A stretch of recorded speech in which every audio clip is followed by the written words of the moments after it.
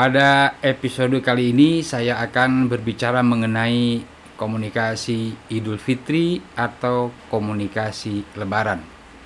Yang saya maksud dengan komunikasi Lebaran adalah komunikasi yang terjadi pada suasana Idul Fitri atau suasana Lebaran. Sehabis kita melaksanakan ibadah sholat sunnah sholat Idul Fitri di masjid atau di lapangan, bahkan pada malam takbiran, bahkan H-1, H-2 Lebaran, komunikasi Lebaran sudah biasa kita lakukan dengan berkirim pesan lewat WhatsApp. Kalau sekarang, dulu SMS, sekarang WhatsApp atau Telegram, juga menyampaikan pesan selamat Lebaran melalui media sosial, misalnya Facebook, Twitter, Instagram, bahkan YouTube sudah dilakukan. H-1, Min-2, Min-3, juga H+1, +2, +3 Lebaran, 3 hari sebelum dan 3 hari sesudah Lebaran, biasa kita melakukan komunikasi Lebaran. Komunikasi Lebaran yang paling umum terjadi adalah saling berucap selamat Idul Fitri dengan beragam cara, beragam gaya, beragam bahasa, beragam kata-kata yang indah, colorful words, ya, kata-kata berona, berseliweran di media sosial, di WhatsApp. Intinya mengucapkan selamat Lebaran dan saling mohon maaf. Komunikasi Lebaran dalam perspektif komunikasi menurut saya itu adalah komunikasi transendental, komunikasi dengan Tuhan seperti yang sudah saya ulas di video sebelumnya, sekaligus komunikasi dengan sesama, komunikasi horizontal. Jadi bisa dikatakan komunikasi Lebaran itu adalah komunikasi vertikal sekaligus komunikasi horizontal. Komunikasi Lebaran adalah komunikasi transendental dengan Tuhan, Allah Subhanahu wa Ta'ala, karena ada doa di sana. Kemudian bisa disebut juga komunikasi vertikal karena komunikasi atasan ke komunikasi bawahan ke atasan. Dalam hal ini kita sebagai hamba kepada Khalik, kepada pencipta yaitu Allah Subhanahu wa Ta'ala, atau upward communication. Dan komunikasi horizontal, komunikasi antar sesama manusia. Sebenarnya komunikasi vertikal dan komunikasi horizontal plus komunikasi diagonal adalah istilah yang ada dalam komunikasi organisasi. Komunikasi vertikal, komunikasi atasan ke bawahan, downward, kemudian komunikasi bawahan ke atasan, upward communication. Ada komunikasi horizontal, komunikasi sesama karyawan, komunikasi sesama manajer, komunikasi sesama pimpinan, itu komunikasi horizontal yang setara statusnya, yang jabatannya setara. Ada juga komunikasi diagonal yang saling silang begitu, atasan ke bawahan, bawahan ke atasan, atasan ke manajer, manajer sampai ke manajer lagi dan sebagainya. Nah, tidak ada salahnya kita menyebut komunikasi Lebaran sebagai komunikasi vertikal dan komunikasi horizontal, karena ketika kita mengucapkan beragam ucapan Idul Fitri, selamat Lebaran, di sana ada komunikasi vertikal dengan Allah Subhanahu wa Ta'ala, hablum minallah, yaitu ucapan doa. Ada juga komunikasi dengan sesama horizontal, yaitu ucapan kita, pesan kita kepada sesama, utamanya minta maaf. Tidak ada sunnahnya memang menurut Ustadz saya ketika Lebaran harus bermaaf-maafan, tapi tidak apa-apa, tidak masalah. Karena menurut Ustadz saya pada saat Lebaran itu, pada saat Idul Fitri, yang dicontohkan para sahabat Rasul adalah saling mendoakan. Ucapannya yang populer adalah taqabbalallahu minna wa minkum, yang artinya semoga Allah menerima ibadah kami dan ibadah kalian. Ringkasnya, semoga Allah menerima ibadah kita semua.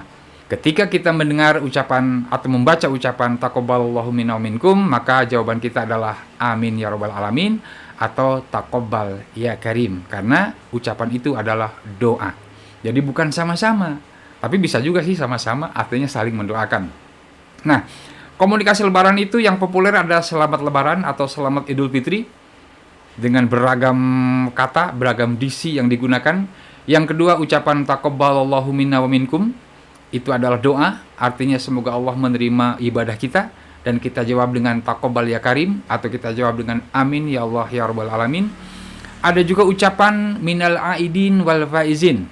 Nah, menurut ustaz saya ucapan minal aidin wal faizin itu, aidin wal faizin itu adalah doa juga, yaitu lengkapnya Allahumma ja'alna minal aidin wal faizin. Yang artinya, ya Allah, jadikanlah kami termasuk orang-orang yang kembali dan termasuk orang-orang yang menang. Nah, doa ini menurut sebuah riwayat diucapkan oleh para sahabat Nabi, oleh umat Islam yang tidak ikut dalam perang Badar. Ketika pasukan Islam kembali dari perang Badar dan mereka menang dalam peperangan, maka orang-orang yang tidak ikut perang ini ngiri, dalam tanda petik iri, betapa bahagianya orang-orang yang berperang kembali dan menang.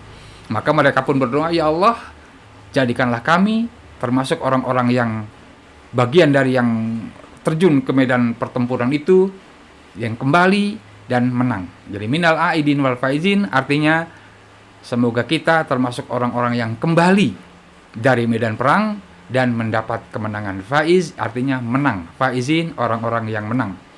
Nah, itulah ucapan doa. Jadi taqabbalallahu minna minkum sama minal aidin wal faizin adalah doa komunikasi dengan Allah, komunikasi transendental atau komunikasi vertikal kita dengan Allah. Kita berdoa setelah Ramadan, setelah puasa sebulan penuh, kita berdoa supaya ibadah kita diterima dan supaya kita kembali Idul Fitri, kembali sarapan dan dalam kondisi menjadi pemenang setelah bertempur dengan hawa nafsu selama sebulan penuh di bulan Ramadan. Bagaimana dengan ucapan mohon maaf lahir batin? Yaitu adalah ungkapan khas bangsa kita, bangsa Indonesia. Karena kalau kita perhatikan di luar itu ucapannya Id Mubarak. Id Mubarak yang sering jadi hashtag atau tagar populer, trending topik di Twitter biasanya Id Mubarak. Artinya lebaran yang diberkahi, lebaran yang penuh berkah. Jadi selama bulan puasa kita beribadah wajib puasa plus zakat fitrah ditambah sunnah-sunnah lainnya. Ketika lebaran Idul Fitri kita kembali sarapan, karena selama bulan puasa kita nggak sarapan karena kita puasa. Maka kita berdoa semoga Allah menerima ibadah kita, taqabbalallahu minna minkum. Lalu berdoa juga semoga kita termasuk orang-orang yang kembali dan menang, minal aidin wal faizin. Lalu mohon maaf lahir batin, itu adalah silaturahmi.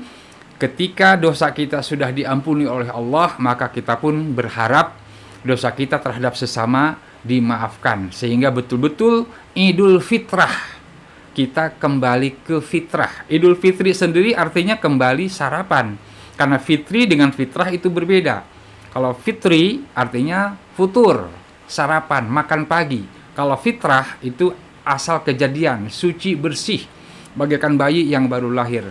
Tidak masalah kalau kita mengartikan Idul Fitri sebagai kembali kepada fitrah, karena kita berharap sebagaimana disebutkan dalam hadis, barang siapa yang berpuasa bulan Ramadan dengan penuh kehati-hatian, dengan penuh keikhlasan dan keimanan, maka ghufirallahu ma taqaddama min dzambih, akan diampuni semua dosa-dosanya yang telah lalu. Nah, kalau dosa kita diampuni yang telah lalu, apalagi namanya kalau bukan kembali ke kesucian, keadaan fitrah tanpa noda dan dosa.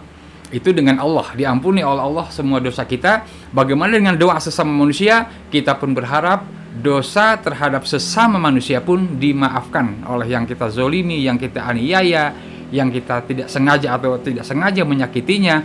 Kita berharap pun dimaafkan oleh mereka, sehingga dosa kepada Allah, dosa kepada sesama manusia terhapus. Betul-betul kita kembali ke fitrah, kembali sarapan Idul Fitri sekaligus Idul Fitrah, kembali kepada fitrah. Nggak ada ya istilah Idul Fitrah, anggap sajalah ada ya, karena itu doa juga.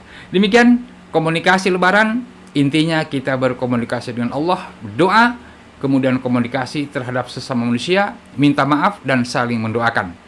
Mudah-mudahan komunikasi kita nyampe kepada Allah diterima, nyampe kepada sesama juga diterima, dimaafkan, dan kita pada saat lebaran Idul Fitri insya Allah tahun ini 2 Mei 2022 hari Senin ya, ada kemungkinan serentak 2 Mei, tapi menurut pakar ada juga potensi berbeda. Ada kemungkinan ada juga yang menetapkan Idul Fitri tahun ini tanggal 3 Mei atau hari Selasa. Demikian bahasan singkat mengenai komunikasi lebaran. Ada komunikasi transendental, ada komunikasi vertikal, ada komunikasi horizontal. Demikian, mudah-mudahan bermanfaat. Saya Romel Tea. Wassalamualaikum warahmatullahi wabarakatuh.